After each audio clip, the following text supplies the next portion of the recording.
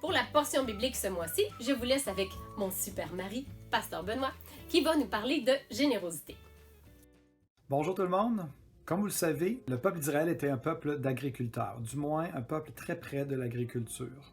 Plusieurs d'entre eux avaient des lopins de terre, étaient en mesure de pouvoir les cultiver. D'autres avaient des vignobles, d'autres avaient des arbres fruitiers. Et c'était vraiment des gens qui vivaient près de la terre. En Israël, Dieu avait déterminé certaines règles ou certains principes spirituels en lien avec la récolte. Laissez-moi vous en lire un de ces principes-là. Lévitique 19, versets 9 et 10 dit « Quand vous ferez la moisson dans votre pays, tu laisseras un coin de ton champ sans le moissonner, et tu ne ramasseras pas ce qui reste à glaner. Tu ne cueilleras pas non plus les grappes restées dans ta vigne, et tu ne ramasseras pas les grains qui en seront tombés. Tu abandonneras cela aux pauvres et à l'étranger. Je suis l'Éternel, votre Dieu. » C'est intéressant, hein? Ici, Dieu dit, quand tu vas faire ta récolte de ta vigne, de ton terrain, tu ne moissonneras pas complètement, mais tu vas en laisser une partie pour le pauvre et l'étranger.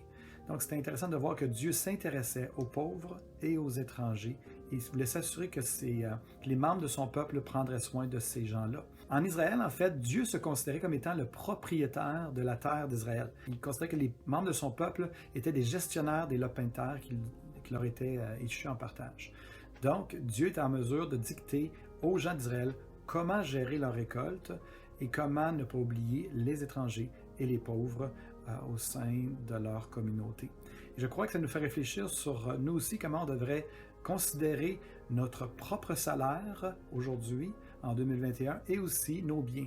À savoir, est-ce que c'est à nous ou est-ce que c'est au Seigneur? Est-ce que c'est disponible pour le Seigneur ou c'est moi qui détermine qu'est-ce que je vais faire avec mes biens et avec mon salaire?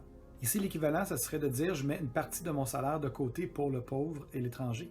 C'est ce que Christine et moi on fait dans notre famille. À chaque début d'année, on fait un budget générosité. On élabore un budget, pas élabore, mais en fait, on détermine un montant qui va être disponible pour bénir les étrangers et les pauvres. Et pendant le reste de l'année, on est à l'écoute du Seigneur pour savoir où investir cet argent-là.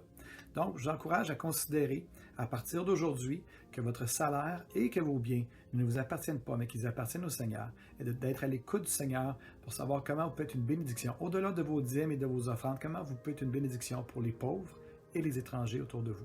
Que le Seigneur vous garde, que le Seigneur vous bénisse et qu'il vous dirige. Merci, chérie. Alors, au-delà maintenant du montant que l'on veut mettre pour notre générosité, il nous encourage aussi à nous poser la question suivante.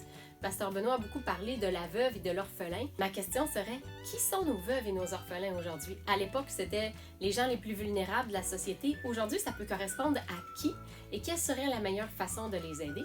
Je vous laisse avec cette question. Et comme dirait mon fils Josué dans ses émissions GC, sur ce, je vous dis ciao ciao et à la prochaine!